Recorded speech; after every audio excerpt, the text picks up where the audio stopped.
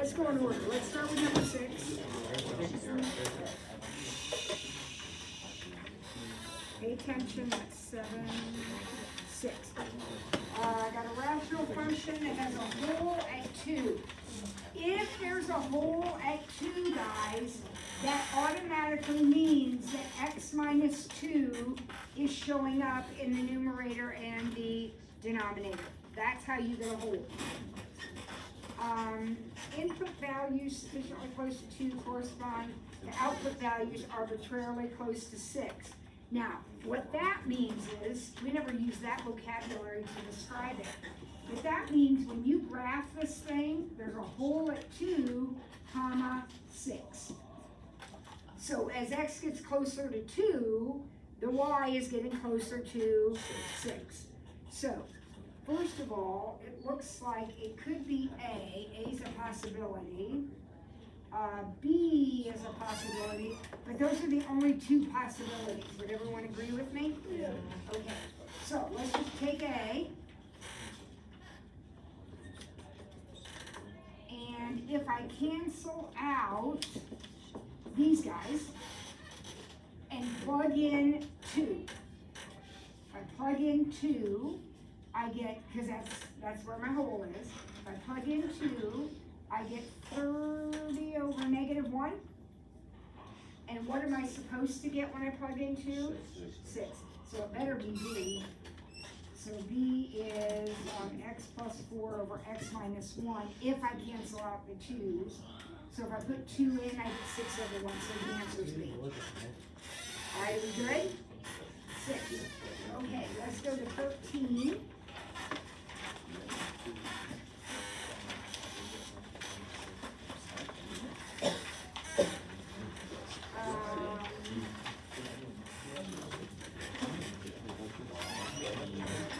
So F is e to the t, and G is 7 LNT, and H is their composition. So H is the F of G of T. All right, now you guys know what that means.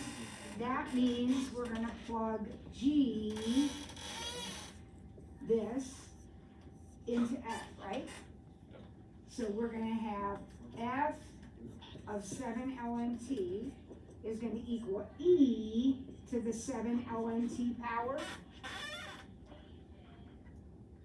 Just plug in G into F.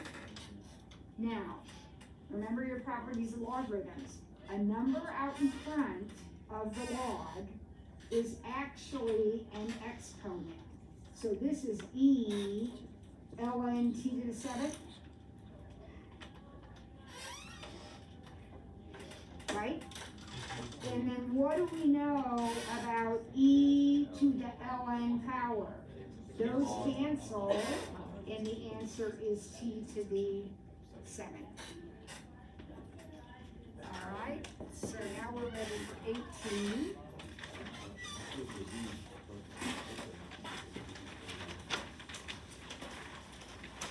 Um, 18, oh yeah, we talked about this one this morning. 18, okay, so we got our equation here, and somebody has taken the data points and done a model, and this is what they came up with. But then when they checked further with more data points, they noticed that this model was always producing less than, it was underestimating by 800 gallons. All right, so think about what this graph is. This thing is some kind of sine curve, right, moved up 25. We need these output values, all these values, to be 800 higher. Now be careful, the function is measuring in hundreds of gallons. So when we say 800 higher, we really only mean 8 higher. So if we want our graph, if we want our output values, our y's, to be 8 higher, how do you accomplish that in an equation? how do you get vertical shift? You just add 8. So we're just gonna add 8 and make that a 33. Okay?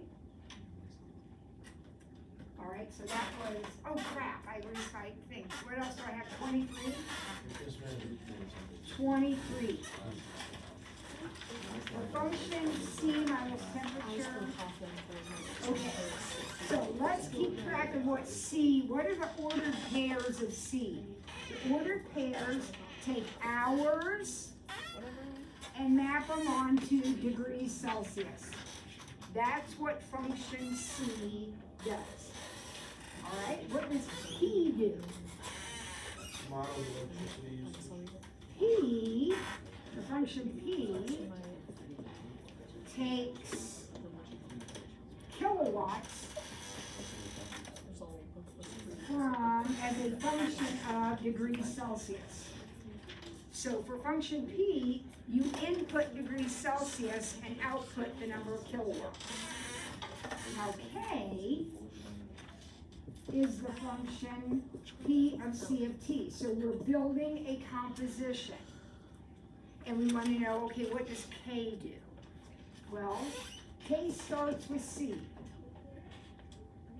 C takes hours and turns them into turns them into degrees Celsius. And then P takes those degrees Celsius and turns them into kilowatts. So what does K do? It takes hours and turns them into kilowatts. So that would be kilowatts are a function of hours. So that should be electric as a function of time. Yeah. Is that okay with everyone? All right, and then one more. Was it 28? 28. I think it was 28.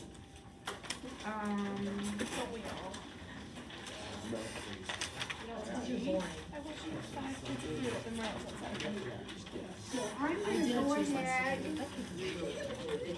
and sketch -4 cosine plus 2. I'm going to go ahead and sketch that rectangularly.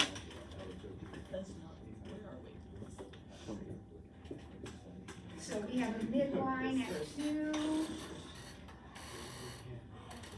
It is a negative cosine. So it's going to start down here.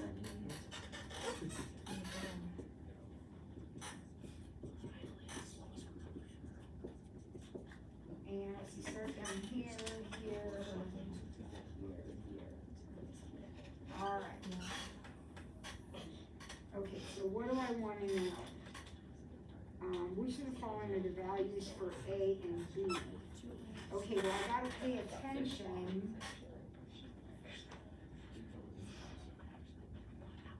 to what's happening here.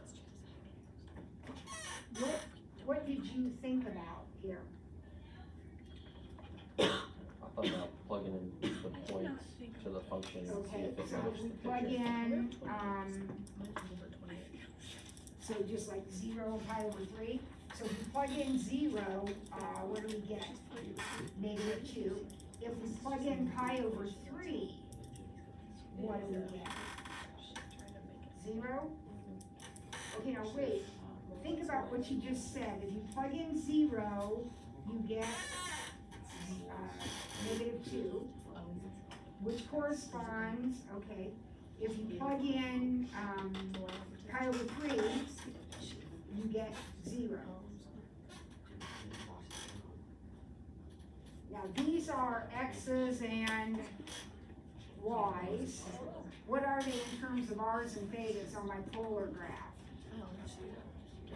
Theta is 0, r is -2, and pi is 3. All right, so I'm going to look at that picture. Do those points make sense? Oh, actually they do. Actually they do, because this corresponds to 2 comma pi, and this corresponds to the pole. So A works. A works. So I'm going to stop there. We could, like, if I have extra time on the test, try some of the others, just to make sure I'm not missing something. No one looks Okay. good with these kinds of things. When we come back, we'll look at practice test 3. I know we still have to finish some from 2, we'll do that tomorrow. Alright, yeah, let's bring it back.